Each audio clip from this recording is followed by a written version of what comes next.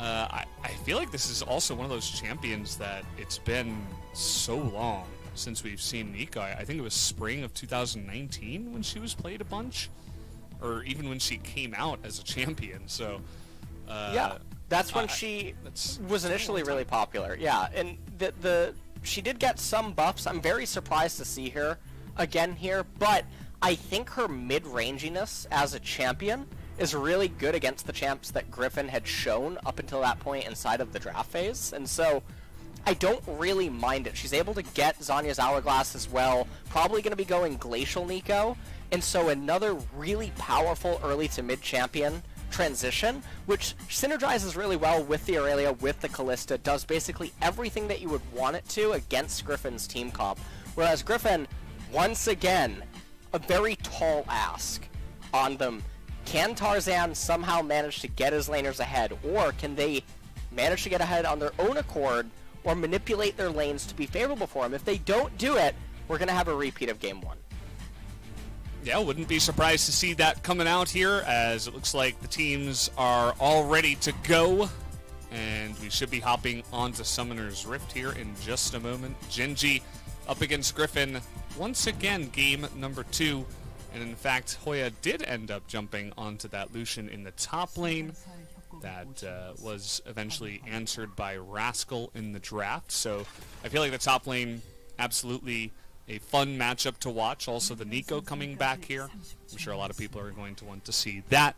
The Glacial Augment seems to be the standard pickup for the Nico. She has some pretty nice catch potential, especially if there are minions or multiple champions around for that nice empowerment. But we'll have to see how BDD does pilot this pick into the mid lane. Well, taking a look at the runes here in Genius Hunter on the Nico. That's for all of the active items that she will end up getting. And like you pointed out, the Glacial Augment on her as well, Magical Boots. So she'll be getting GLP 800, she'll be getting Twin Shadows, Zhonya's Hourglass, Leandri's Torment in the later stages, and just providing insane amounts of utility to her teammates, and it works out really well against the champions on Griffin. So, Nico, a really good pick here. Aurelia, probably going to be showing us the Blade of the Ruined King Wits End build, so it's not going to be the Trinity Force Aurelia of old, most likely. Does still have that Conqueror. And already up here in top lane, Hoya not really finding any hard trade so far. Rascal just going to be completely fine. Clid is 22-2 on Jarvan, so it's a little impressive. I see those stats and I just think to myself, how is it even possible? Like, the amount of great teams and players that Clid has played against, and he's still able to have a 91.7 win rate. It's just unheard of. I mean, it's like he's better on the champion in competitive than even what anyone can do in solo queue.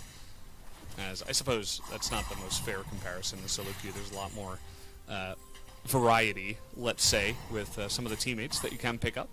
But either way, he's obviously a amazing Jarvan the Fourth, so looking forward to more of that great play here in Game 2. And this is actually a really ideal lane state right now for Rascal. He has all these minions frozen in front of his turret. He's able to basically get his stacks up really well, and as soon as he dings level 3, Hoya has to be really careful not to get clipped by a flawless duet. You can see Tarzan is actually here. This is the exact timing. And I'm actually really surprised. Oh, he's got the slowdown. The flash comes in, but he's trying to survive. It's not going to be enough. Perfect timing on the gank as George has taken a back seat. The King of the Jungle is back. The King of the Jungle is here. That was really good timing by Tarzan to recognize that would be Aurelia's go button relative to the lane state. And so, interestingly enough, Hoya actually had the lane in a really bad position, but Tarzan able to acknowledge, like, okay, this lane state is pretty bad. Aurelia can trade an all-in on you right now. Able to be there in the event that she would end up doing that, and it is what happened. So they end up getting the first blood onto Lucian. Super important, super valuable. UCal getting bullied here in mid by BDD. Dematerializer comes out. BDD trying to do his best to shove in this wave. Yeah, and it is going to be a cannon wave, so probably just one melee minion will be missed by UCal. He's going to go back, TP back into the lane, and should be just fine, but he's not going to feel all that fine as the CS difference already opening up there in the mid lane. It's also opening up in the top side, although that lane is probably pushing in. We're going to take another look at the replay just to see Tarzan's fantastic timing. Yeah, let's take a look at this. So, I was a little bit surprised that Hoya didn't actually just get hit by the Aurelia stun so that she would commit even harder, and then obviously you just get the safeguard from the Lee Sin, but still managed to pick up the kill anyway. And now Lucian with a fantastic lane state has Corrupting Potion, double Doran's Blade, but Aurelia is going to be able to have such a surplus of minions that she's able to crash the wave and get a recall off for herself. So Rascal is level 5, Huya just barely getting level 5 and going into it a little bit. So in terms of the experience difference, it's not the end of the world. So Aurelia still should be able to come back inside of this lane. Picks up boots, picks up a longsword. There's a lot of value in getting Ninja Tabi early on inside of this matchup, primarily because of the dual effectiveness against the Lucian and the Lee Sin. But now we're just going to be having ping pong in top lane. Ping pong, a fun sport. I wouldn't recommend doing it right now. Oh, a freeze? Well, as I do believe I need to step away for a moment. You take your time. You know, we're casting at home. We have a lot more freedom now. But either way, he does end up pushing it out a little bit fast because I think the melee minions got a little bit too close to the turret. But he puts the wave in a good spot either way. He's going to be able to slow push that one back out towards Hoya. But, you know, it's not very often that we do see freezes, so that's one F word that we do get to say here as, okay, Pop Blossom going to come in, trying to go both ways. That's a little bit confusing, but easily able to turn it around. The Kingslayer, though, is going to help out so much for UCal, trying to do that damage onto Clid. He is going to have enough. As Tarzan now on the chase, and the roam actually from Hoya is going to come in, and a double kill for Tarzan now, as this guy is really popping off. Yeah, and Hoya with that roam able to basically be there if they needed it for anything, and honestly, that heal on Silas, super insane. Also, a lot of animations were going off on the screen with the stolen Pop Blossom, but George of the Jungle not here today. No, he played game 1, and they saw the way it went, and they sent him on a bus out of the team house. They allowed Tarzan to come sit right back down, as he might have just snuck into that brush there. But either way, we are going to take another look here at the replay. Yeah, and so we just take a look at what ended up happening. Clid was able to get here, but they didn't have the damage before UCal got the next activation, and ultimately the healing off. That was such a close trade that really changes the entire face of this game. This is a ton of XP that goes over to UCal. It's a ton of gold. It's just a massive tempo swing. But all things considered, they did pick up the Infernal Dragon. However, the CS differential in mid lane, as well as even in top lane, the fact that Rascal has an advantageous lane state in this matchup, has the lane coming into him. Hoya missing some of his HP, about 50% money, does still have double Corrupting Potion, but this is still really scary for Griffin. They're not out of the woods yet by any means. They still need to get a lot more advantages in this game to make it work. Absolutely.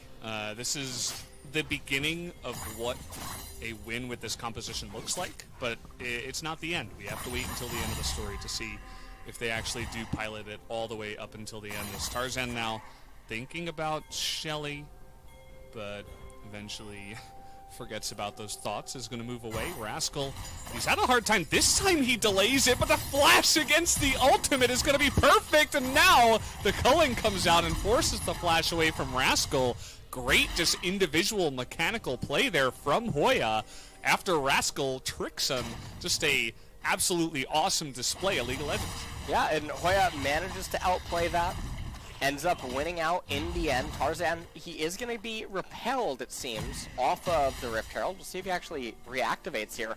Clid is really adamant that he wants this Rift Herald, but even with BDD nearby, all that they're going to end up doing is getting the reset onto the Rift Herald, trade happening down in bot lane, and this is a lane that we haven't gotten to talk much about, and I think it's really interesting, the observers seem to know it as well, that Ashtom Kench, it's really hard to kill them or get massive leads. However, Ruler and Life have found ways to get leads.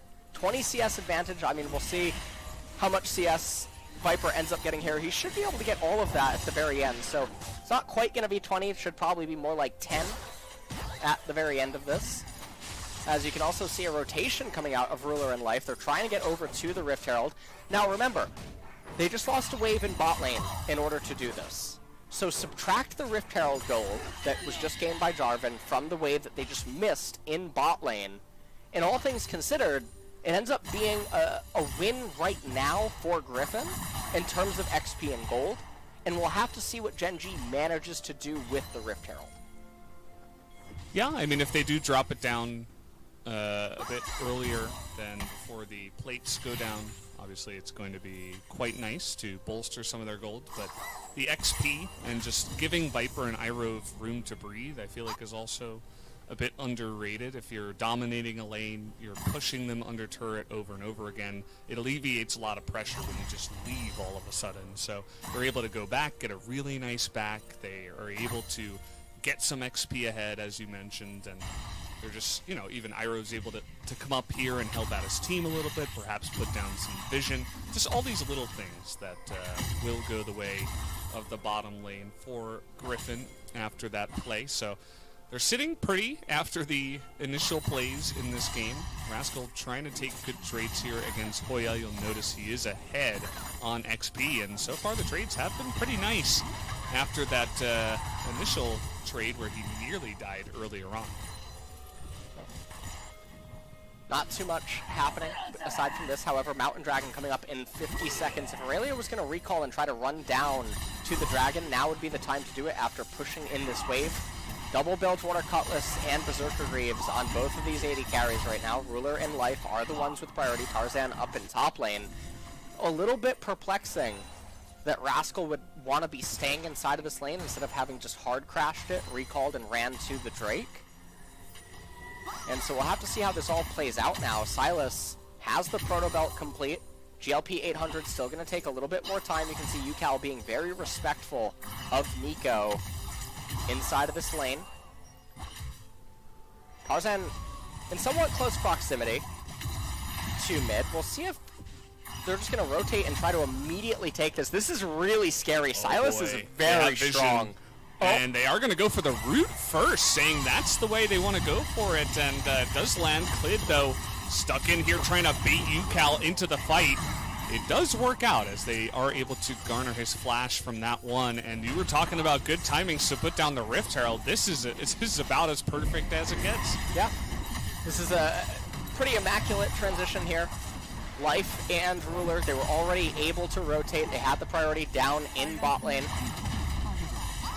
And now getting all of the turret plates in mid. Genji recapturing the gold advantage.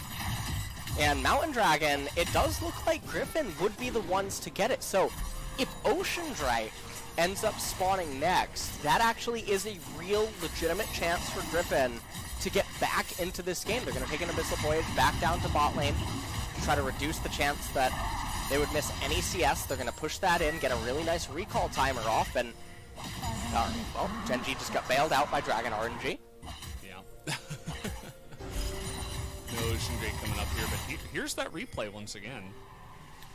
And the replay, Nico just with a really good setup initially. UCal and Tarzan were both approaching that blindly. UCal not able to really do anything. He ended up getting the Cataclysm off of the Jarvan. And so now, meanwhile, up here back in top lane, Rascal, he has yet to lose a turret plate or anything meaningful. And so, all things considered, yes, Rascal did die. Yes, First Blood did go over to Hoya. But, meaningfully, nothing was really achieved. And so this Lucian is going to probably feel like a bit of dead weight once we now transition out of early game into mid. And things are going to start getting a little bit rough. Griffin, they started off fantastically. Tarzan was basically getting everything going. And laners weren't able to really do too much off of the small victories that they did get, and they just got slowly outplayed. So Gen.G, they find themselves in a really comfortable advantage right now. Yeah, that's what I was talking about. You know, they can start it off well, but if the story falls apart halfway through, it's not going to be looking too good. As looking for that stun onto Hoya, he's not going to dash until the end, and you can see that I think Clid was waiting for it, but kind of a mix-up in terms of the mechanics there from Hoya. Catches him off guard, so Jarvan, I suppose those two words are kind of similar. He's just going to kind of AFK up there and then go for a recall. And I really like the story that Gen.G was telling. It basically making it look as much as possible like there's no way that Clid is actually here. With the way that they've been playing the lane out, the way that they just moved all together, the way the combo came out, etc. Probably not very believable that Jarvan could be here. Now, Hoya could maybe think that Jarvan is around now, because so much time has transpired, they don't see him anywhere else on the map. Okay, you finally went for it. There's no stun available, but we do have that ultimate out of the Aurelia, and that is going to be enough damage that comes down onto Hoya. He decides, what is Flash? I don't need that. I'm going to die anyway. And so he doesn't bother to use that summoner, and he will go down. And I suppose all of that AFKing and waiting around actually turns out pretty nicely for the top lane. Yeah. And now Aurelia really far ahead of the Lucian, all things considered. Rascal going to shove in this wave. Hoya does not have teleport available, so it's going to be Tarzan that's left to pick up the remnants of the wave. Sylas in mid lane not really able to achieve all that much. Shirley is available for whichever team wants to capture it.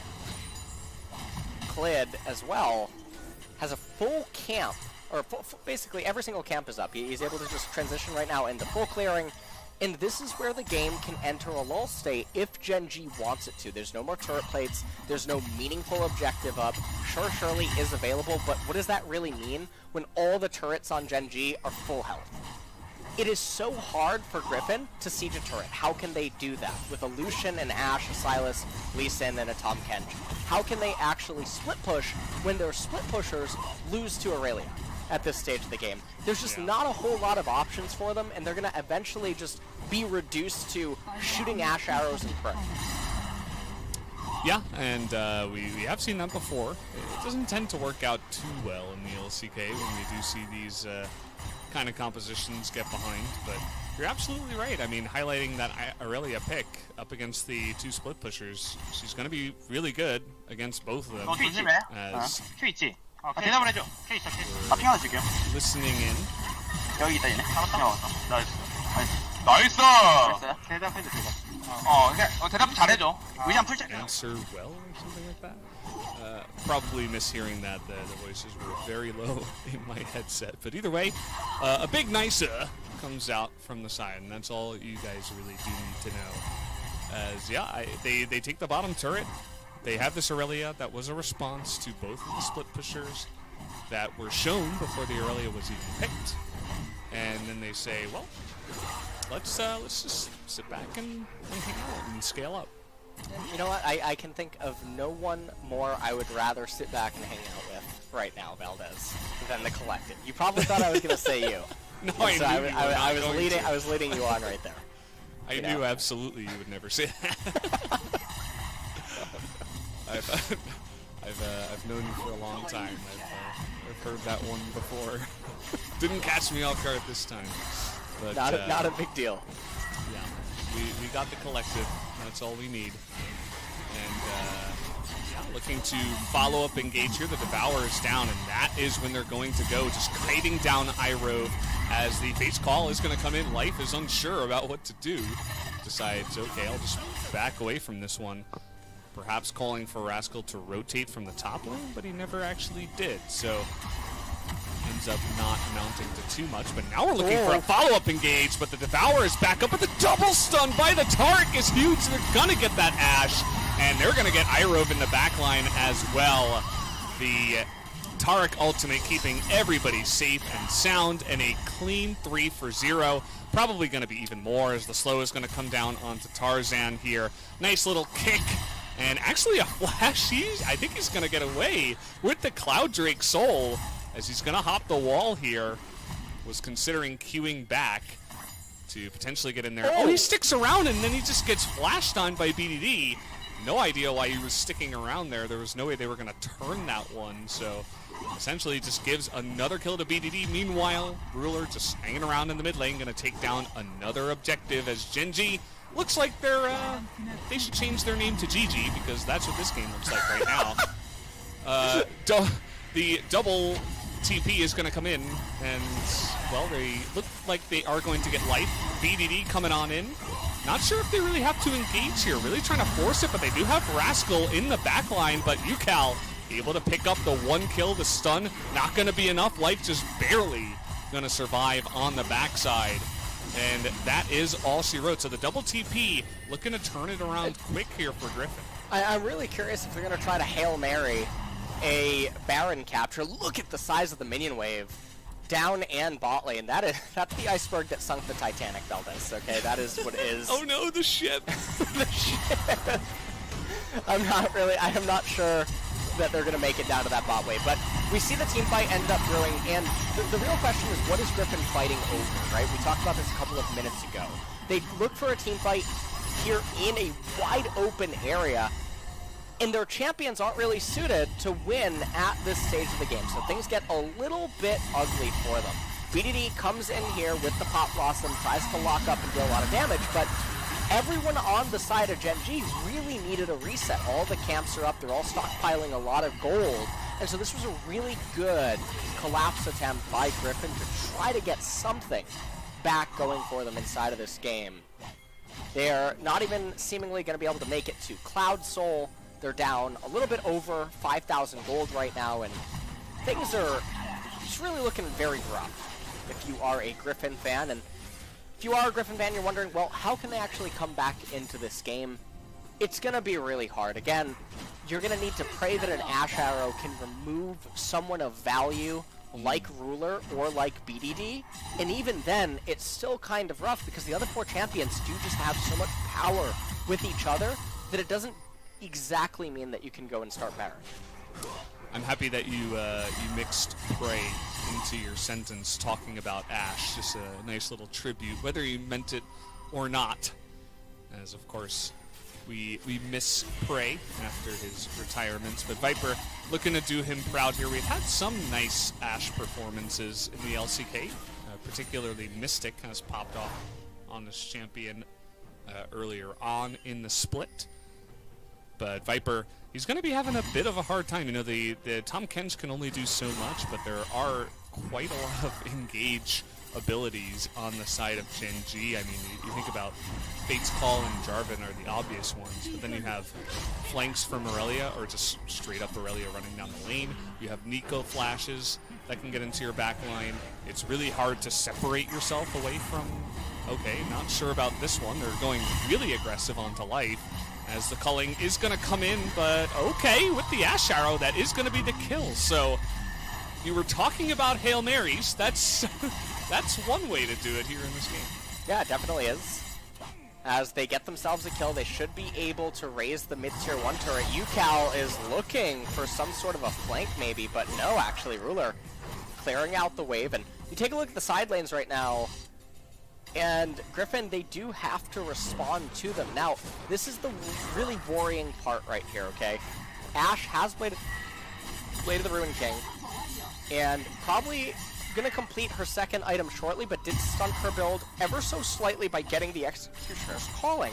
Zhonya's Hourglass and the Proto Belt on Sylas means that he's very far away from another meaningful item completion, so he's going to be constantly conducting himself essentially as the same champion in these fights, and for a champion that has already really hit his peak inside of the game, things are gonna be really rough for him. So the next 5-10 minutes are gonna look really similar for Griffin, and if you don't consider them to be in a position to really win anything right now, it's just gonna spell disaster the longer that this game ends up going on. So Gen.G, they're completely fine to take it slow. It looks like Nico might be going Rabadon's Death Cap next item. They can wait for Rascal to complete his second core item. You already have the Runon's Hurricane on the Callista. I love the Frozen Heart on the Jarvan because it influences all of the champions on the side of Griffin. This is sort of like what I was mentioning in the Champion Select about how Malphite is very underappreciated because he's able to build these kind of items. He has the cripple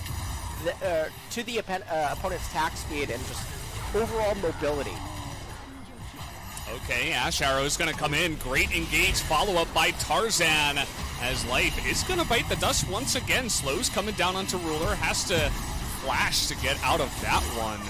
As finally, we're talking about Ash Arrows in terms of engages. They get the one kill, and without the Ornn, it's definitely harder for Gen G to force fights even when they are ahead. So it's definitely a much more effective pick, I'd say, here in this game number 2. It's right before the Cloud Drake. They're able to come on over here and they can threaten the Cloud Soul. Obviously, not the best soul in the game. It's actually worse. But either way, it's still going to be a nice little objective that Griffin can slowly pick away at here. Yeah. So we'll see what they can manage to do. You can see Ruler and Life actually getting just a little bit over eager. An Insect by Tarzan, removing Life from the equation. And BDD just trying to slow up everyone that he can. And this game is really going a bit different than I think some people would have expected after that mid-game blowout that initially occurred. And 5,000 gold advantage here for Gen G still. We're going to have another team fight. Yeah, they get the slow here onto Irove. He is a big boy, that Tom Kent. Do they have the damage to chip away at him? Klid is going to go deep and pick it off. Nice Cataclysm into Stopwatch in the backline, and now with Rascal here, and the follow-up engage from Klid is just unbelievable. That is going to be the sweep right there. The ace comes in for Gen G, and they're going to win the game right now. Yeah, this is it. This is absolutely how this game is going to end, and I can't believe it. Mostly because everything was just going so slow, and then for it to end like that, not over an objective, not over anything meaningful, but just because someone was up a little bit too far, and then this happened. It's all because of Sir Thomas Kench. I think he was trying to bring him to the ship. No one wanted to go. Yeah. You know, you got to be careful who you bring to the ship. It can be pretty dangerous, and we saw that actually happen there. So GG, Gen G is going to win.